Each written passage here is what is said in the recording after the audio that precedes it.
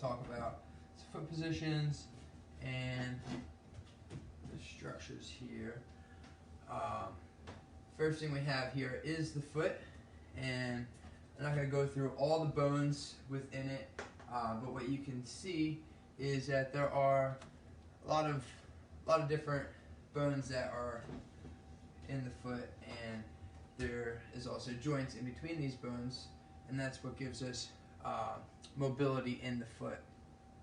And what we have in each one is the ability to flex and rotate, and it gives us the ability to make an arch, and it also gives us like the ability to walk across uneven surfaces, and those bones are going to shift and set up structures in order for us to be able to maintain our balance while we cross over structures that are not necessarily even, or maybe they're softer, like you're walking on the sand, or you're walking on something really hard.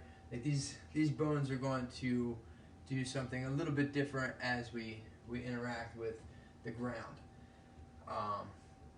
So that's the first thing. And then I was just going to go through some of these positions here. So here we have inversion. That's where the foot kind of points down and turns in.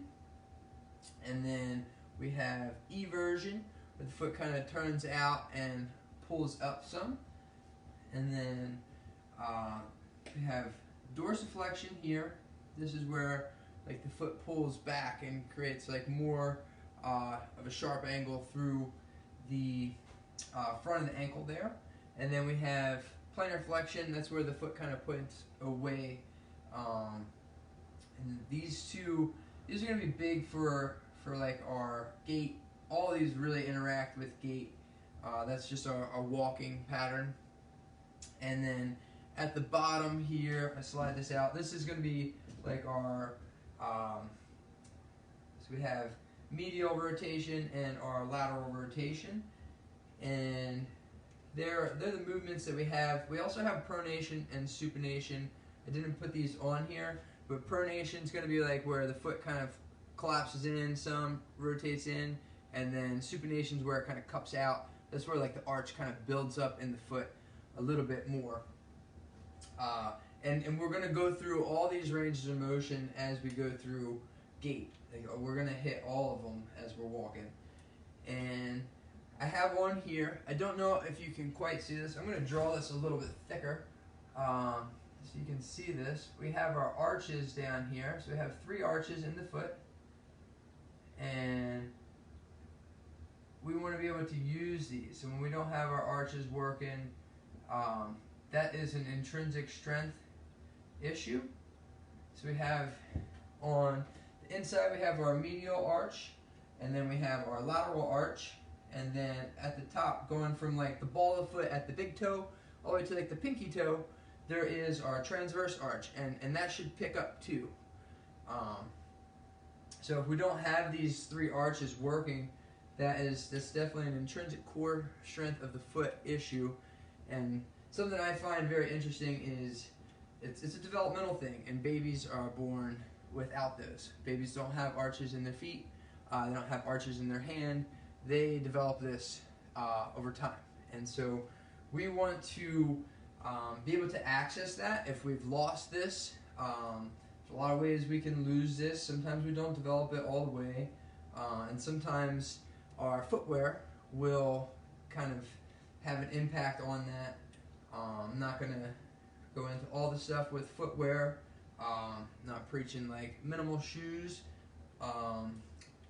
but I do think that having a good wide toe box is definitely a must, giving yourself plenty of space where we don't crunch that down is a big part of it.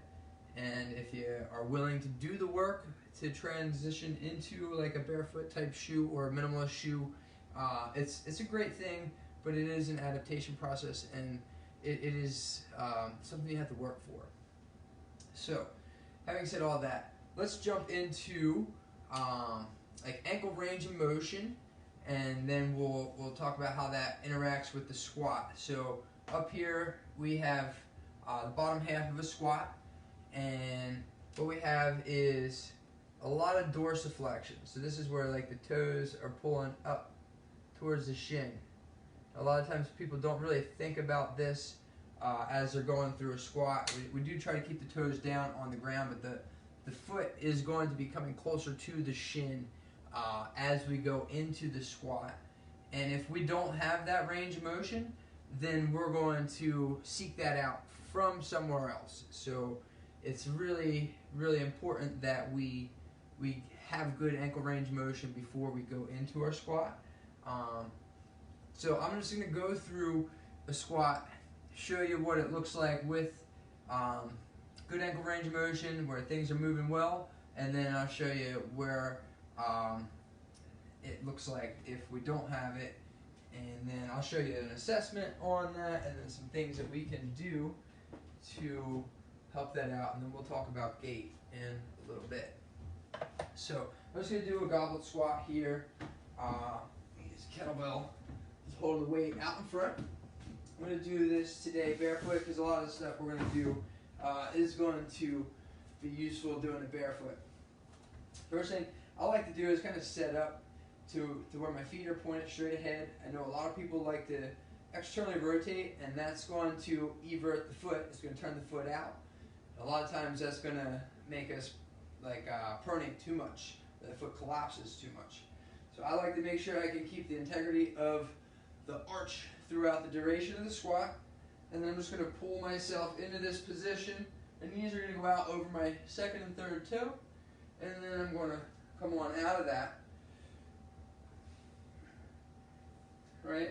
And then if I don't get my knees out there, it's going to push me more forward. And this is going to put more stress on my back. And it almost turns it into more of a hinge if we can't get that position out in front. So one way we can assess our ankle range of motion and decide if it's our ankle that's doing it or if it's coming from somewhere else, as we talked about, like pelvic positioning has a big deal with this. If you think your pelvis is in a good position but you're still not able to get into that squat, then going into the ankle and checking that out is going to be the next go. So what I like to do is there are different ways you can definitely assess. My favorite way, the quickest way to do it, is use your fist. Put your fist on the floor, and you could do this up against the wall. I'm going to use a foam roller just to kind of demonstrate. And then I have my pinky up against the foam roller, and then the other side of my hand is up against my big toe. And then I want to see if I can get my knee to the foam roller. And then one thing we're going to think about too is like arch of the foot. So like if I can get there by collapsing the arch and I can really get out there, that's not the same as if I can keep the arch of the foot engaged, keeping that tucked up, and then trying to keep the heel down and then pulling myself into that position. So I'm trying to engage this muscle up front. I'm trying to see if I can keep my foot down, keep my arch activated as I go through this. It's definitely a little tougher for me on this side than my left side. So I really do like to take the time to warm that up prior to going into a squat. Once we find that maybe there's not enough range of motion in there, what I'll do is I'll go through a couple exercises to kind of help out with that. First thing I'm going to do is foam roll the calf. I'm going to just roll that out. If I'm finding that I have tension in the side part of my my leg here, or directly in the back, I'm going to just go ahead and search through the whole leg and see if I find something. Once I find the tender spot, I'm going to go ahead and just work through range of motion. So I'm going to try to dorsiflex, I'm engaging in here, I'm going to plantar flex, I'm going to extend the toes out and away. I'm going to work through that range of motion, and then I'm going to do some inversion, some eversion, just turning. You can draw circles, you'll hit both inversion and eversion. You'll also hit some of that medial and lateral rotation. We'll cruise through that, and then I usually will go through range of motion like this way 4 times. I'll go through the circles 4 times, and then we'll get a little bit of like spanning, going side to side, getting that medial and lateral rotation. And a lot of the medial and lateral rotation is going to interact with the hip. So we have very minimal amount at the ankle when we're trying to rotate side to side. We usually will end up inverting and everting when we're trying to do that, but we can get a little tiny bit side to side, but then when we get more, that's going to be coming from the hip. And that's a good thing. It's definitely a good thing. We get a little bit just below the knee, we can get a little bit of that rotation. But we want to make sure that we're getting good range of motion while we're foam rolling. And then we can cruise through, we can get into like the side, into the peroneals a little bit. The side part of the calf is the peroneal complex. We can roll through that, see if you find something tender. And then we're going to pull and point. And then this is going to help us kind of just stretch that out from where we're pinching it down. We're going through that range of motion. And then I like to just use the same stretch. Once I get this all rolled out, it's going to take you a minute to 3 minutes to get that to relax some. Take your time and let your body just do its thing. The more you do it, the shorter the duration usually is. And then what we'll do with that is use the same stretch. We'll go back here, see if that helps me out with my range of motion. I can check that position, and then I already have a little bit more range here. And then I'm just going to hold. I'm going to try to press down. I'm going to try to stay nice and tall. And I'm trying to shift my body weight forward and down. So I want to push down with my hands. You could take a weight, like a light, maybe 15-pound weight or so, pressing down on top of the leg. That'll help you keep some force down. And then force is going forward as well. Once I get that loosened up, I want to try to get some activation through some different places. So I'm going to try to activate. So for me, I'm going through here. I'm finding lots of tension in the side part of the leg. Then I want to try to see if I can get some more tension in the medial portion of the leg, the inner portion of the leg. Two things I like to do for that is going to go into plantar flexion and inversion, and then going up onto some blocks. And I like to use a mini band here. So I'm going to put a mini band around the ankles. You can do this around the arch of the foot. And then I'm going to try to set my foot up so it's going to be nice and neutral. And then try to get nice and steady here. I'm going to try to get some tension in this inner portion of the calf. I'm trying to get my toes to spread out. And this is going to help get that inner portion activated. You'll feel your arch activating while you're in here. You're trying to spread those toes as best you can. And then hanging out here for about 30 seconds to a minute is a good amount of time to help just get the bottom of the foot to start to open up. It helps us get that inner portion of the calf really firing. And you might have to start with a shorter duration. It depends on how conditioned you are, how often you've trained your feet and done work on those. And then once you're done with that, I like to go into like a calf raise. And we'll do an inverted calf raise. And you can just go up onto the blocks, or you can use a stair for this. And then try to turn the feet in, so inversion. And then we're going into plantar flexion. And we're lifting up, driving those heels apart just a little bit. And this is going to help us go through that range actively. We're driving into the ball of the foot, turn those toes in, creating that tension in the arch. It's going to help us set up that position. And then after we get that activated through there, if we know it's coming from the ankle complex, and we don't have to do anything for the hips to like really get them balanced. If you do, sometimes you need a combination of the both. Check out that other video. But what we'll do after that, if we know the hips are in a good spot now, we know the ankles are feeling more warmed up, we'll go ahead and hold, maybe use a little less weight, or you can go with no weight at all. And we're going to go into the same position of the squat with a mini band on. And what this band is doing is kind of pulling my legs this way, and I have to fight that. I got to try to push out of the feet. I'm trying to supinate a little bit, or roll the foot out to the side. to get the arch to really kick on. And then I'm going to go ahead and go into that squat, and I'm just going to hold here. And I'm going to try to maintain that tension in the foot, trying to maintain that tension in inner portion of the calf. And I'm just going to hang out here, really working on tension, working on holding the core in a good spot. And then we'll just hang out here 30 seconds to a minute, really trying to keep those knees right over top of the second and third toes. And then we can come on out of that. And then you can use that as like movement prep, getting yourself ready. And I'll use that all the time before I squat. If you're squatting heavy, if you're squatting light, it doesn't really matter. You should really take some time beforehand to just get that warmed up, get yourself in a good spot before you go ahead and, especially if you're squatting heavy, you want to make sure everything's working. And that will help too, because I know a lot of people will use like the act of collapsing their arch or overpronating their foot in order to get a little bit deeper into their squat. And long term, that's not the solution, right? It's not going to lead to a stronger body because we're breaking down at the very, very base. Everything is going to be changing as a result of that. Hips will start to turn out. We'll start to have different stuff happening through the low back because of that.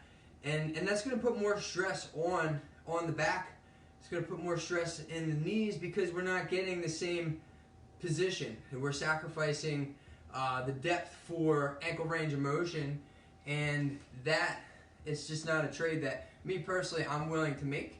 I'd rather maybe take a little depth out of it or just work on strengthening the arch of the foot and then integrate that into the movement. So like however you want to approach it is totally fine, but we want to make sure that we can maintain our arch integrity as we go through the squat, because it's going to help us out with gait and walking, because like without our arch we're going to have our, thanks Andrea, without our arch we're going to end up having different things happen through gait. And one of the most common things that I see with gait is going to be external rotation, and we're going to be slightly externally rotated at the hips and at the foot, obviously, because it's an extension down. And then what happens when we take that step, as we're walking with ourselves externally rotated, the foot kind of collapses. And I'm exaggerating, but like people do have this happen. And if you have this happen and like your foot collapses in, like if you look at where my leg is pointed, it's out, right? My foot collapses in, my knee wants to go forward, and now I have all this torque in my knee, right? So like getting this set up in the beginning of it, right? Having the arch really activated while you're taking those steps and then going through that step, and then we can get all the way up onto the forefoot as opposed to having the foot collapse and everything rolls into the center. It takes a lot of stress off of the knees when we can walk like that, a little bit more neutral, feet pointed straight ahead, getting the big toes to bend up. These things really help us keep our posture in a better position, helps us take stress off of our knees, and we take that out of the knee, it'll help take it out of the hip, and it all interacts. And there's people that go back and forth with like it starts at the foot, starts at the hip. I like to think that it starts differently for each person, right? Like it could happen at your hip and it's affecting you down below. It could happen at your foot. Maybe you sprained your ankle and it wasn't really your hip. It could be from below and coming up. But there's certainly an interaction. Everybody can agree on that there's definitely an interaction. I'm not going to debate anything beyond that. And then we'll go into like the foot collapse. Some things that I like to do for the foot collapse is short foot. That's an exercise that is just about working on tension. So you can do this standing. A lot of times it's easier to start with this in a seated position. And what we'll do with this is we can have a seat. We'll set up on like our tall seated position so we're not slouching here. And then I like to lift the foot up, bringing the toes up, kind of going into dorsiflexion. We're engaging this, and then we're going to go ahead and try to splay the toes out. So try to get those toes to open up as wide as you can get them. And then from here, I like to think about this rim of the foot, the ball of the foot there, trying to pull that back. So you might not be able to see a lot of motion happening here. Maybe I'll do this to the side as well. I'm trying to pull this ball of the foot back towards the heel and pulling the heel towards the ball of the foot, creating a little bit of like a cup action. So like same as my hand pulling up this way. And I'll just show you from the side. See if you can see. So I can see my foot is not as up, and then I'm going to just try to engage, and you can see I'm trying to pull these 2 points together there. And then I'll relax that down, pull up, put the foot back down, and then try to splay as I'm pulling this up into the arch of the foot. And that's how we can really get the medial arch here going. And then the lateral arch is also going to be working there as well. The lateral arch is definitely not as pronounced as the medial arch. And the transverse arch, for same concept, I like to think about pulling pinky toe and like the big toe at the ball of the foot, pulling that together. And they think about like pulling up from the ground through like the middle of the foot. And it's like an interesting thing getting started. It's tough if you haven't done this before. Something that could help with that is taking a ball. Tennis ball is good. And it's flat, and my left foot is a high arch. So with these exercises here, Paul, a lot of them will help out with the high arch too. Just going through some of the drills to help strengthen the foot. Having that happen, it would be interesting to assess and see what's going on with the whole mechanic from the foot to the hip and then back down. But a lot of exercises they work back and forth with each other. Going through some soft tissue work will definitely help, and then strengthening like intrinsic muscles of the foot, they definitely help us out with both the high arch and with the collapsed arch. And it's really about getting like back to more of a neutral position and having those actions happen more naturally or more fluidly as you take steps. So if you're really arched and like you're kind of supinating out, like you might not be getting as much out of like your anterior tibialis, this muscle on the front, and you might not be getting as much out of like the side part of your foot or a side part of your leg on the foot that is like kind of pulling out like that. And you might be a little bit more overactive in like your medial gastroc and your posterior tibialis. Like those muscles might be like really pulling on you. And see if like when you foam roll, if you get different tender spots in like your calves. You probably will notice that like you're feeling tender spots in different places. And I always like to take notes of that. Like if you're always getting a tender spot like on the outside, you're probably on that collapsed side. And if you're getting more tender spots on like the medial side, then you might be on that higher arch side, because these muscles in here, they run down into here and they really lift the arch up. So hopefully that helps you get a little bit of understanding of it. We're definitely going to have some different stuff happening if we have 1 foot flat, 1 foot's high arch. And there might be something happening at the hips too with that kind of situation going on.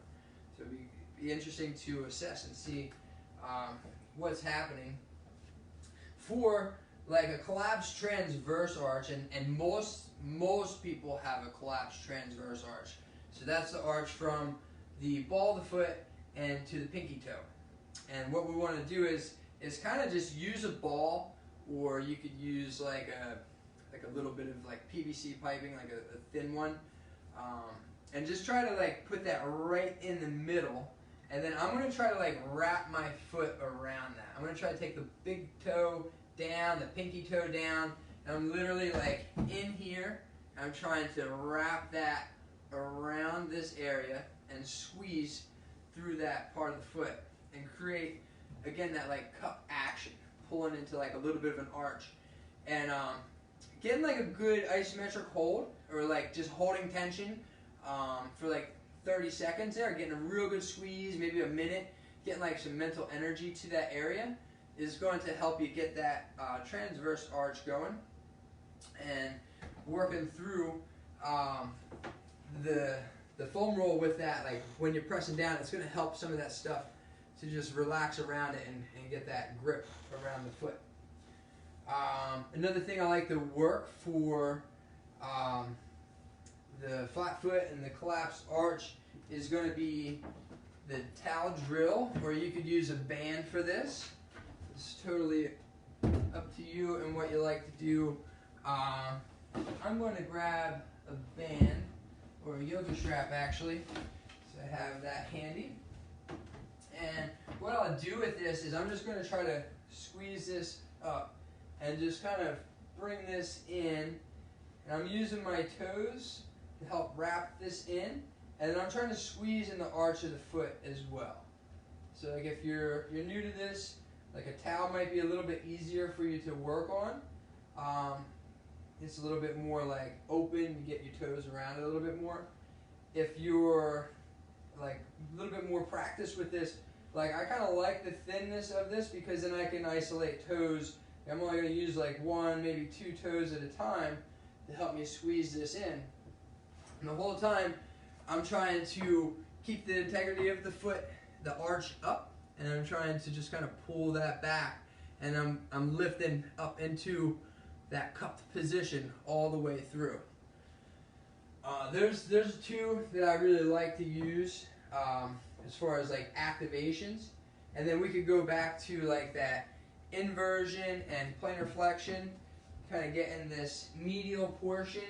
So like if you have one high arch and one flat arch, like you might not want to do both at the same time, and you want to just isolate those and just do one at a time with that inverted position and going into that plantar flexion, or going up onto the forefoot, lifting the heels off the ground. And the same is true with like our people that have bunions and like hammer toes. We have those things going on. So a bunion is going to be when like your big toe is like collapsed in, and a lot of times that's going to exist with a collapsed arch. And interestingly enough, I was developing a bunion about 3 years back, and I went to a shoe store and I had a shoe expert there. He suggested that I put an insert in, and if you like inserts, that's okay. I still think you should do a lot of strengthening for the foot to help combat some of these things, and maybe one day you won't need an insert as much. They definitely have their place in space, but I think that intrinsic strength, having that, like yourself, owning that strength and having the ability to create that tension in your foot is it's worth the time, it's worth the effort, and then you can kind of dictate what you need and what you don't need, instead of being like, oh, you're in an insert the rest of your life. That is something I think, for me personally, I took that on a couple years ago, and I was able to kind of move away from having to wear supports, and I got rid of my bunion. I don't have it at all. Toes are still like they're not perfect. I'm working on them still. I still do work on them, but they used to be a lot more crunched up. Used to be a lot more like hammer toes would be like where your toes, instead of being splayed out, they're kind of crunched up and they curl back. And a lot of that stuff has to do with I find it is in like the anterior tibialis, the front shin muscle. So these muscles are like real tight, and it's like you're trying to get your toes to the ground, but these muscles are pulling up, and then it kind of pulls them into like this like hooked position. And one of my favorite things to do for that is to roll through the whole front of the leg here. And Paul, this might be a good one for your high arch. So if you're going through this and you find a lot of tenderness, then we can know that there's some stuff going on. You can curl this in. If it's a lot to put all your body weight on it like this, we can take one leg off and we can kind of cruise through. If it's a lot to just put your body weight without the leg pressing down, you can put this leg on the ground and then you can work through that whole front side part of the muscle. So we're not going to roll on the bone itself. We don't want to roll the shin bone. We're going to just kind of slightly turn out, roll through this like soft tissue area. And then what I like to do, since this muscle is responsible for pulling this direction, I like to try to point and then turn it in as much as I can. So I'm going to be engaging through here a little bit and then just working to get that to relax some. And then we can just cruise along. You can go all the way up until you get to like this bony spot in the front of the ankle. We won't roll onto that. We'll go just above it. And the same idea, point and pull. We can draw some circles here. We can even do a little bit of this like side to side action and just cruising through that area. We're really trying to get that to relax. Get this all to relax, and that helps us get this top part of the foot to relax. We can't really roll too much on this area here, but we can get the big muscle that pulls on that to relax some. And then what I like to do is just go ahead and stretch through that. So I'll put that foot out back. I'll try to get my toes to reach that direction, curl them like underneath a little bit. I wouldn't say curl. Try to extend them underneath. Try to splay as much as you can, and then just kind of leaning forward here. So you can kind of use a wall if you need to, or you can just pull your hips underneath. It's totally fine. You can get a little bit more out of like the front of this anterior tibialis running into like the tendon with a ball. So you can go a little bit on the inside portion of like this bony spot, and you can kind of roll through this and see if you find any tenderness through that area. Down in this area, it gets a little bit more tender if you are jammed up through this muscle. So hand rolling it is always a good option. And then you can always stretch from here as well. And just thinking about trying to spread those toes. If you get some more flexibility in here, you could put your fingers in between your toes. And then it's like you're holding your hands there, but it's just you're holding your toes. And we have those fingers in there, and we can spread, try to splay out as much as you can, and then try to extend and reach them, getting a nice stretch through this area. And we can kind of work with some range of motion there, and that helps us kind of just loosen up. And then we can do similar exercises that we did before with going through short foot, making that tension happen in transverse arch, having that tension happen in the medial and the lateral arch. These are going to be really helpful for us to get that opened up. Let's see. So we got high arches. They come in handy when we're working through, like learning how to get the collapsed arch. So like if you can kind of feel where that tension is, you can kind of use that sensation and then try to balance that out with some of the other exercises, so it's not as high, but like getting some height out of the arch is really useful. So like if you can utilize that like sensation from your left foot to your right foot, and then as you balance out your right foot, trying to get that to match with your left foot and getting those kind of evened out. Things I like to do with that too, to like get into like normal gait and getting our arches to work, will be just going through like a walking position and using a mini band again. We'll throw this around the ankles, and this is going to pull my feet in, and I'm going to have to push the heel out just a little bit, and I'll try to go all the way up onto the forefoot and try to keep this nice and straight. So if you look back, it should be straight ahead, and then stepping through, and then just getting that pause and really trying to get that like big toe extension, getting that toe really bent backwards. A lot of times people are really jammed up within that big toe extension. And then taking a few steps here, going for like 12 steps per leg, really try to feel the stuff working through here at the middle portion of the calf, controlling that arch as you go through your steps. That's going to really help you integrate this into normal movement. And when you're walking, just trying to be more mindful